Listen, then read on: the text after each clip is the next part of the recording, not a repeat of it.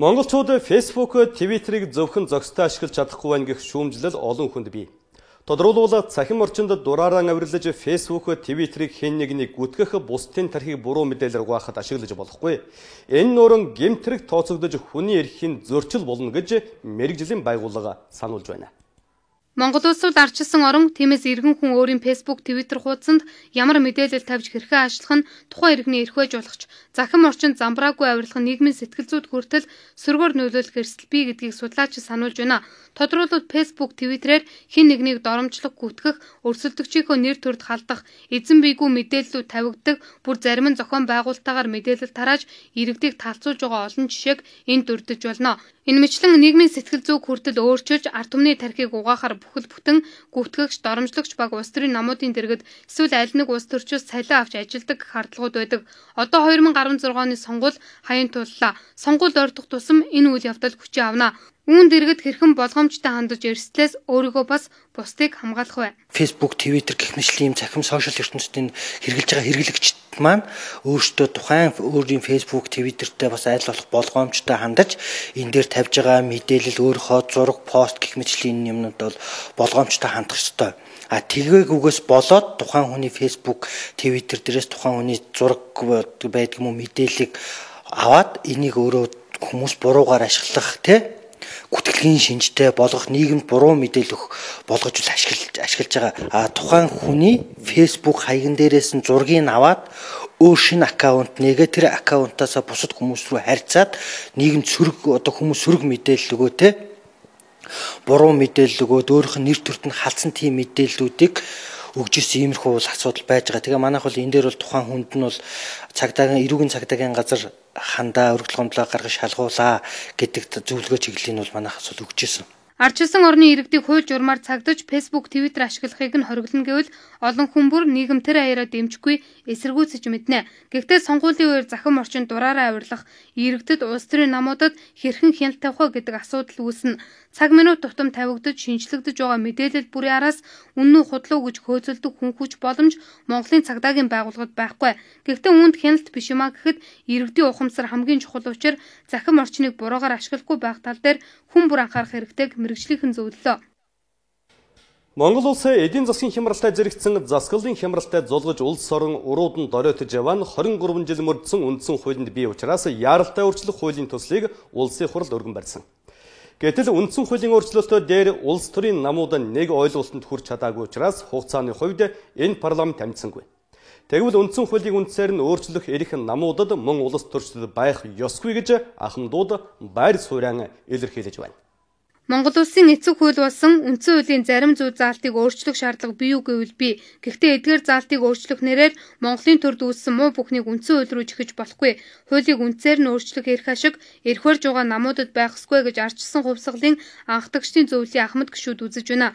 Сүүлд үндсэн хуулийг өөрчлөхөөр нэр бүхий гишүүдээс өргөн барьсан хуулийн төсөлд засаглалын доктортой байдлыг хангах, гүйцэтгэх засаглалын эрх мэдлийг нэмэгдүүлэх нэрийн дор улсын хурлын гишүүдийн тоог 99 болгож, бүрэн эрхийн 4 жилийн хугацааг 5 жил болгох зэрэг 20-30 хүнд ашигтай заалтыг оруулж ирсэн буруу гэж тэд үзэж байна. Энэ нь үндсэн хуулийг шинжлэх, сайжруулах бус хуулийг бүр дордуулж байгаагийн том жишээ гэлээ. Намуудын төлөвшил үнэхээр дордсон.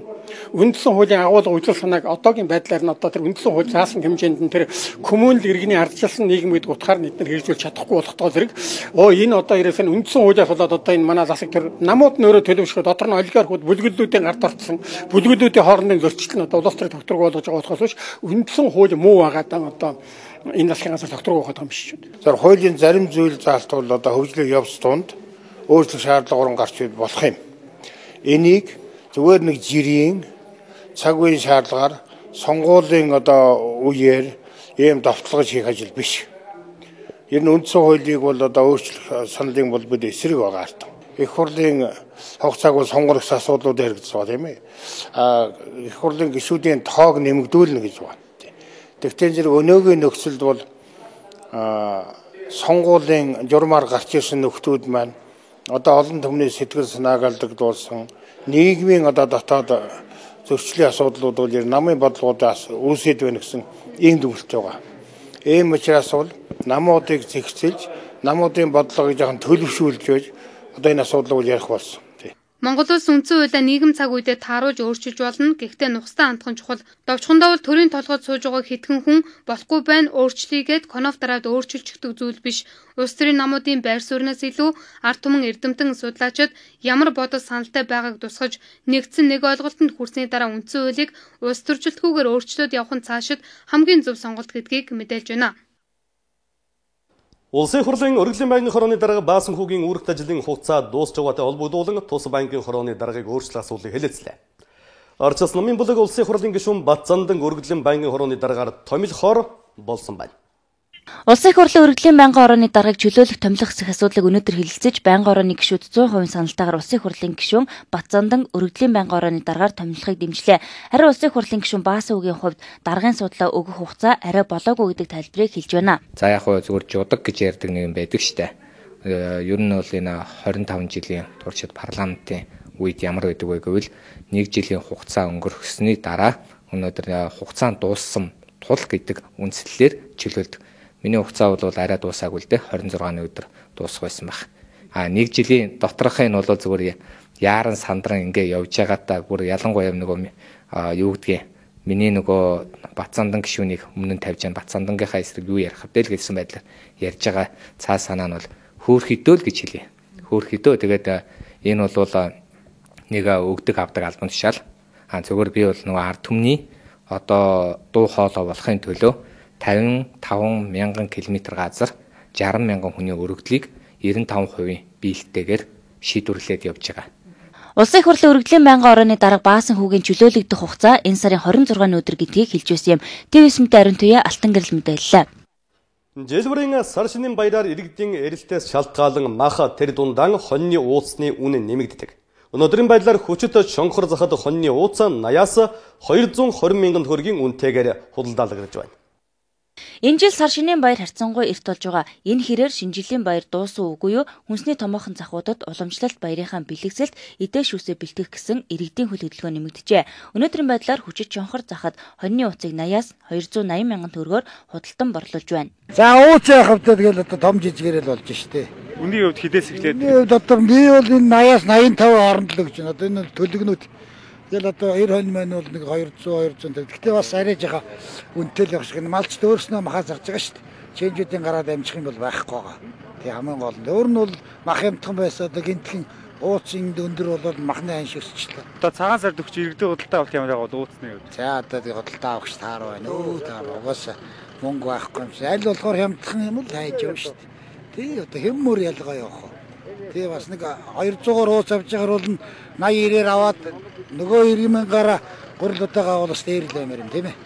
Үний үед одоотлог 150-60-тай дээдлийг нэг 200 гарантай л шүү дээ. Малны үж ихэд ундаачтай энэ жил одоо тэгээд. Тэгээ хөдөөнөөс бид нэр өөрсдөө бэлдээд орж ийл ингэ зогсож шүү дээ. Энд зогсоод өдөртөө өөр хичнээн мах бодож. Янз янз л шүү дээ. Нэг 5 бол энэ зогсоод одоо хичнээн төгийг хөсдөх үү? Сарынхан 600 мянга байна. Өдрөөрөө 30 мянга 34 мянган л өгч шүү дээ. 160 180 гэдэг. Өмнөх жилийнхээс үнэн яаж нэг? Үгүй энэ жилээр ирж байгаа. Иргэдийн худалдаа авалт ямар яваад? Гайгүй нөө. Баяр ойртох тусам ууцны үн нэмэгддэг жишг энэ жилд давтагджээ. Гэхдээ мал махны үн ханш унсантай холбоотойгоор ууцны үн тийм ч их нэмэгдээгүй гинэ. Мөн иргэдийн худалдан авалт муу байгаа учраас хэдэн өдөр зогсоод махаа борлуулж чадахгүйд хүрэх тохиолдол байгааг мал махны чэнжүүд ярьлаа. Ямартай ч иргэд Монгол түмнийхээ уламжлалт баярыг тэмдэглэхээр эдээ бэлэгсэлтэй аль хэдийнэ базааж эхлээд байна.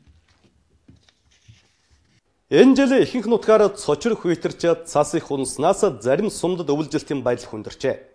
Өнөөдрийн байдлаар зуудын байдалтай байгаа 12 аймгийн 50 сумд аймгийн онцгой комисс шуурх ажиллаж өвс тэжээлийн тусламж хүргээд байна. Энэ жил улсын онцгой комисс нөөц тэжээлээ 100% хангаж өвлжилт хүндэрсэн аймагуудад хүрэхэд бэлэн болжээ. Өнөөдрийн байдлаар цас их унаж өвлжилт хүндрээд байгаа 50 сумд аймгийн онцгой комиссийн нөөцөөс нэмэлт өвс тэжээл хүргүүлсэн байна. Бүх аймагуудад байгаа улсын нөөцийн өвс тэжээлийн тодорхой хэмжээгээр үнэгүй болгон хямдруулсан өвс тэжээлийг ард түмэнд аймгийн онцгой комиссийн шийдвэрийн дагуу цагдаа мэргэжлийн хяналт онцгой байдлын одоо хялтанд ор ингэж тарааж эхлээд байна. За мөн нэмж бол баруун аймагуд болон зүүн дэрэн аймагт өвсдөж нэмж байршуулах тогтоол гарсан. Үүнийг дагуу дараагийн 7 хоногоос бол цаашдаа хүндэж болшгүй өвсдөжлийн дутагдалд орж болшгүй аймагуудад нэмж байршуулна.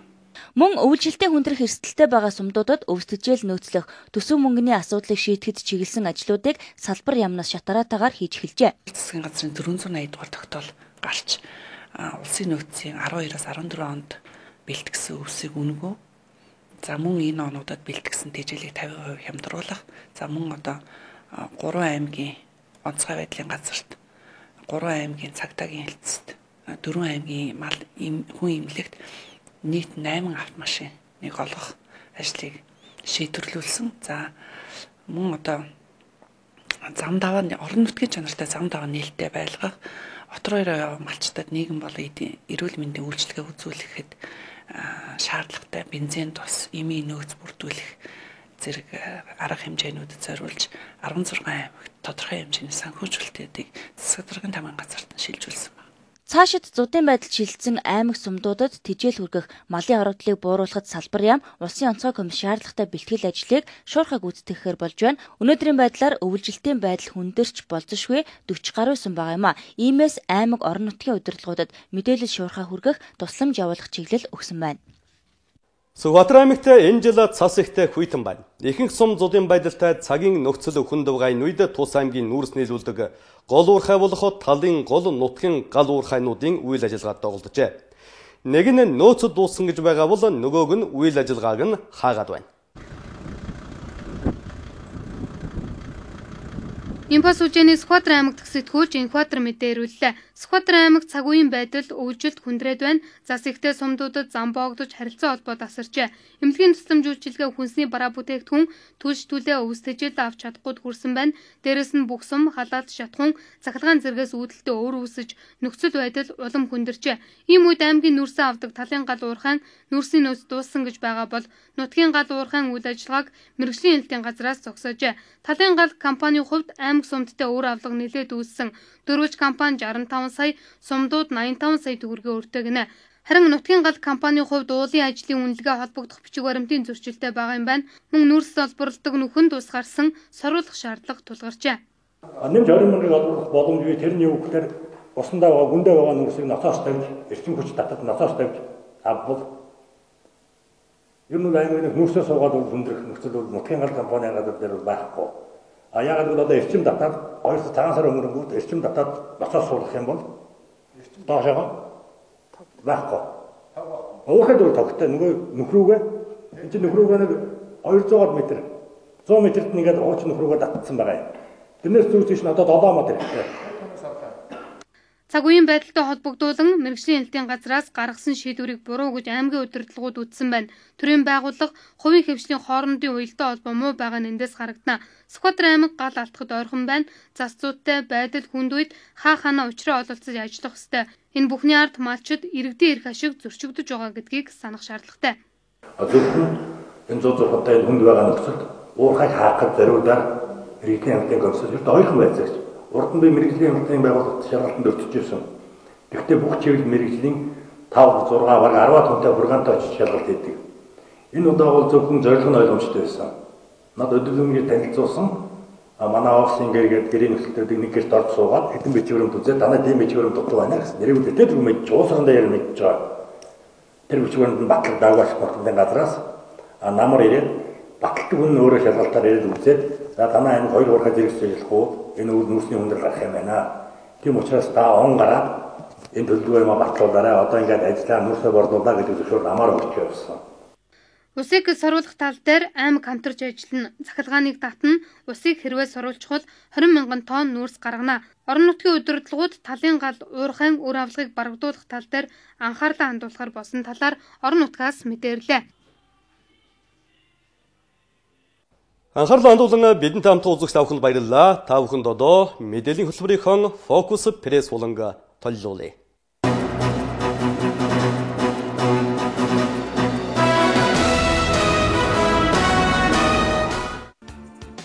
Өнөөдөр сонин хөөсөн бомболог ба сайхан бэлгийн төвчээр намын дарга ерөнхий сайдын албыг салгаснаас эхлээд эвэр турааг нь тажигнуулах болсон ардчилсан намд одоо ч эрх мэдлийн шударга ус барилалт ноёрох сар байна. Харин нэг л өөрчлөлт гарсан нь улсын хурлын дарга ардчилсан намын дарга Инкволдын цамаан зан цадиггүй дарангуйлал мох шатанд амарч үргэлж хулжсан намын нөхдийнхөн итгэл сэтгэлийг эрх мэдлэр бус эвнэгдэл элэг нэг байдлаар эргүүлэн авахын чухлыг энэ эрхэм хожуучлсан олж хараад баг шиг. Үнэн хэрэгтэн ардчилсан нам хоёр үүрэг гүйцэтгэгчтэйгээр сонгуулийн жилийн босхийг давлаа. Эхнийх нь үндэсний зөвлөлт хорооны хурлаар намын даргын суудлан баталгаажуулах учиртай Инквол, хоёр дахь нь ардчилсан намын генсек мөн л үүрэг гүйцэтгэгч Эрхэн Баяр. Харин улс төрчийн хувьд яахын аргагүй үнэлүүштэй хүн гэдгийг сайхан бэлэг өнгөрсөн хугацаанд харуулж чадсан гэдгийг зориуд тодтогмоор байна. Алтан хуйгийн хойвилдаан унгаж намын хан Баяр суурийн нэр хүндийг ганхуулсан алдаагаан ардчилсан нам засах гэж олон хороо мэрийжгүй олзуурах учиртай. Сөрөг хүчин хэмээн өөрсдийг нь тодтогоод байгаа ч Монгол ардын нам эрх баригч намын эрх ихэрхүү зангаа тавиагүй. Генсекэрэн залуу хүн сонголоо гэд харамсалтай нь энэ нам бодлого мөн чанарын хувьд залуучсан. Сонгуулийн хэдэн үе дараалан эрх барьсан ард түмнээс аль өнгөрсөн зуун тасарч цойлсон Монгол ардын нам сөрөг хүчний байр суурь гэж чухам юу байдгийг ойлголгүй энэ 4 жилийг барьж байгаа нь бодит үнэн. Тийм ч болохоор хоёр чудаа засгийн газарт орж ажиллан эрх мэдэл дагсан шунал хүслэн хязгаарлаж чаддгүй гэдгийг харууллаа. Гүйцэтгэх засаглалда сандал ширээтэй будааны халбатай болонгуутан эрх баригчин ихэмсэг дүрд орж көөгдөл гарангуутаа сөрөг хүчин хэмээх гоёмсог тодотголд дурлаад эхэлдэг улс төрийн хүчнийг онлын талаасаа юу гэж нэрлэгийг олон улсын туршлагаас ч хайгаад олсонгүй. Сөрөг хүчин хэмээх хүчтэй, зангарагтай, нөлөөтэй тодотгол Монгол ардын нам эзэн болж чадаагүй. Цаашдаа ч чадахгүй нь хэдийн тодорхой болсон билээ. Тэд арьсаа хамгаалж амиа торгох төдийл амьдарч авна. Үннийг хэлэхэд Мөнхбатын үеийнхний залуу насаар гуйсан Инкволдын хоцрогдсон арга барил, итгэлгүй аим хай байдал. Дээр нь нэгэн зууны турш яс, цус, эс ширхэг бүртэн шингэсэн Монгол ардын намын хүн суртал одоо ч хэвээрээ. Өдрийн сарын Монголын телевизийн холбооны гүйцэтгэх захирал Дагима Монголын үндэсний олон нийтийн телевиз олон нийтийн нэрээр хувийн хэвшлийг дээрэмдэхэд зогсоо. Харилцаа холбооны зохицуулах хорооны балган сүрэн даргын хэлснээр орон даяар гарах нийт сувгийн тоо энэ сар тодорхой болно. Тус хороо тендер задлаагүй байхад Монголын үндэсний олон нийтийн телевиз шалгарсан гэж ярих нь өөрөө хууль бус асуудал. Үнэхээр шалгарсан бол энэ тендер юу болов гэдгийг балган сүрэн тайлбарлах шаардлагатай болно. Монголын үндэсний олон нийтийн телевизийн удирдлагын сошиалд тавьж байгаа буй мэдээллүүд хууль бус хамгийн худлаа. Тендерын шалгараагүй байхад ийм том телевизийн дарга ийм худлаа мэдээлэл цацах нь өөрөө буруу гэж бодож байна. Би Монголын үндэсний олон нийтийн телевизийн даргаыг техникийн инженерүүдээс асуугаач. Техникийн мэдлэгээ сайжруулаач гэж зөвлөмөр байна. Яагаад гэвэл бид тоон системд шилжсэн, бид аналог системээр яваагүй. Өнөөдөр Монголын үндэсний олон нийтийн телевиз ганцаараа тоон системгүй телевиз байхгүй юу? 11-р сув гэдгийг өөрсдөө бодож байгаад л мөрөөдөж байгаад л тавьчихсан билээ. Гэхдээ энэ Монголын чөлөө төвлөлийн зах зээлд бол дээрэм. Төрийн дээрэм. Би шударгал хэлнэ. Энэ бол төрийн дээрэм. 11 дээр очигээд бас сувг дээр Монгол улсын ерөнхий сайдын хэвлэлийн төлөөлөгчийг ямар ч сонгон шалгаруулалтгүйгээр гүйцэтгэх захирлаар аваач тавьсан. Энэ төрийн дээрэм мөн үү? Мөн. Олон нийтийн радио телевизийн тухай хууль байна. Энэ хуульд олон нийтийн телевизийн дарга нарыг сонгон шалгаруулна гэж заачсан байна. Намгүй, улс төргүй, хараат бус тэр тусман телевизэд ажиллаж байгаа Дагима энэ сонгон шалгаруулалтад орж болохгүй гэд цагаан дээр хараар биччихсэн байна. Гэтэл бид орж болохгүй байхад яагаад төрийн ордонд намын байранд байсан хүмүүс очихсан юм бэ? Тэгэхээр энэ сонгон шалгаруулалт нь шудраг бус болсон. Эднэр 2016 оныхон сонгуульд бэлдээд дээрэм хийж байна. Дээрэмээ зогсоо гэдэг шаардлага бид тавьсан. Төрийн энэ дээрмийг бид удаан тавьчихгүй. Монголын үндэсний олон нийтийн телевизийн хэрэг эрхлэх газрын дарга худлаа мэдээлэл битгий тараа. Хуулиа барь. Олон нийтийн радио телевизийн тухай хууль унш. Өргөн нэвтрүүлгийн телевизийн шаардлага гэдгээ ч унш. Энэ нэмэгтэн хэлж байгаагаар тендер задарчихсан бол харилцаа холбооны зохицуулах хороо өөрөө хуулийн байгууллагад дуудагдах асуудал үүснэ. Монголын мэдээ санин Монгол ардын намын баг хурлын гишүүн намын шинжилгээний хорооны дарга Ган Хуйг Монгол ардын нам алдаага дахин давтах эрх байхгүй. Өнөөдөр Монголын нийгмийн баялгаас хүн амын 7, түүнийг дагаж явдаг 11, ингээд нийт 18% нь хэтэрхий гэж хэлж болохоор илүү хүртэж байна. тэдний амьдрал дажгүй байгаа байна. Бусад 80-20% буюу ойролцоогоор 2,480 мянган хүний амьдрал хэцүү байгаа. Улам хүндэр цар байгаа хэнд үгүйсгэж чадахгүй болов. Төрийг ийм хэмжээнд удирдах байгаа арчилсан намынханд дахин итгэл үзүүлвэл үүнээс ч дор юм болно. Ард иргэд тэнийг биш харж л суугаа. Монгол ардын нам 2012 онд ялагдсан алдааг нь дахин давтах хэрэг байхгүй. 2012 оны үед судалгааны байгууллагын гаргаж байсан дүн 2016 оны өнөөдрийн байдлаар гарсан дүн харьцуулбал хол зүрх харагдахгүй байна. Нийтэд ил болсон хоёр асуудлыг хэлье. Нэгдүгээр 2012 онд нэр дэвшилт дээр том алдаа гаргасан. Илт ялалт байгуулах боломжтой хэд хэдэн тойрогт ялах хүмүүсийн нэрийг дэвшүүлээг. Энэ нь дорндод болорчулун, завханд сайхан самбуу, хөвсгөлд даваа сүрэн, ховдод аж чанар. Мөн зарим тойрогт судалгаанд ч нэр нороогүй болон илт хариуцлага алдаж нэр хүнд нь муудсан хүмүүсийг нэр дэвшүүлсэн. Тухайлбал Сэлэнгид гэрэлмаа, ховдод ням даваа нар. Эдгээрээс гадна алж тойрогт очоод нэр дэвшсэн ялах өндөр магадлалтай намын лидерүүд өөрсдөө жагсаалтад орсон. Мөн нийслэлийн хувьд байдал хүнд байсныг мэдсээр байсан чинь нэр дэвшигчид хамтран ажиллаж чадлагүй хоорондоо зөрчилдөж нэг нэгнээ дэгээдэж унасан тохиолдол олон гарсныг бүгд мэднэ. Хоёрдугаарт сонгуулийн кампанит ажлын тактик үнэндээ ойлгомжгүй байсан. Өрсөлдөгч талаас нам руу хандсан сөрөг алхам хийхин мэдсээр байж асуудлын араас няцаалтад тайлбар хийх замаар ажилласан. Дандаа л өнгөрсөн борооны араас цов нөмөрч байсан. Хөтөлбөрт хэд нуршуу, үря лоозон ойлгомжгүй үг хэлэгтэй байсан зэрэг дутагдлуудыг нэрлэж болно.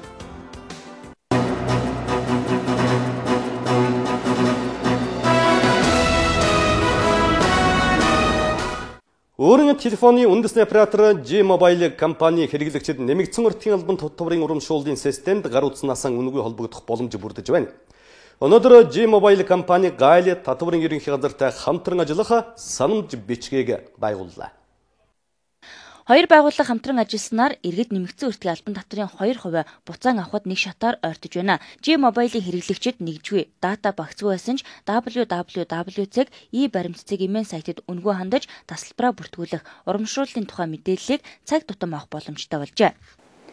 Өнөөдрийн үйл ажиллагааны гол онцлог бол G-Mobile компани Монгол улсын Гайл татварын ерөнхий газар хамтран ажиллах санал бичигт гар хэсэг зурлаа. Энэ санал бичигт гар хэсэг зурснаар бид нэмэгдсэн үртгийн албан татварын буцаан олголт урамшуул харагдах боломжийг хангахад хоёр талаас хамтран ажиллах, нэгэндээ дэмжлэг үзүүлэх энэ чиглэлээр санал бичигт гар хэсэг зурлаа. Энэ санал бичгийн хүрээнд манай e-баримт вебсайтанд хандах иргэд маань G-Mobile компани сүлжээнээс шууд үнэгүй хандахын боломж бол нэгдэж байгаа. Үндэсний оператор өөрөө холбооны G-Mobile компани нь өнөөдөр нийгмийн хариуцлагын хүрээнд Гайл татварын ерөнхий газартай хамтраад e-баримт цэг-ийн хаяг руу үн төлбөрөг орох эрхтэй болж байна. Энэ бол нийт G-Mobile-ийн хэрэглэгчдэд хамааралтай. Тэгэхээр хөдөө орон нутагт чийсэн хэрэглэгчд маань датагүй, нэгжгүй байгаа ч гэсэн e-баримт цэг-ийн лүгэ гар утсаараа болон интернетээрээ холбогдох боломжтой. Мөн G-Mobile компани интернетийн сүлжээнд холбогдоогүй байгууллагуудад зориулан интернет төхөөрөмж суйрлуулж хамгийн хямдаар ашиглах боломжийг олгож байна. Цаашдаа ч нийгмийн хариуцлагын хүрээнд эдийн засгийн ил тод байдлын тухай хуулийг чанд мөрдөж хэрэглэгчдийнхээ төлөө бүхий л нөхцөл боломжоо дайчилж ажиллана гэдгээ G-Mobile компанийн санамж бичиг байгуулах үеэрээ онцоллоо.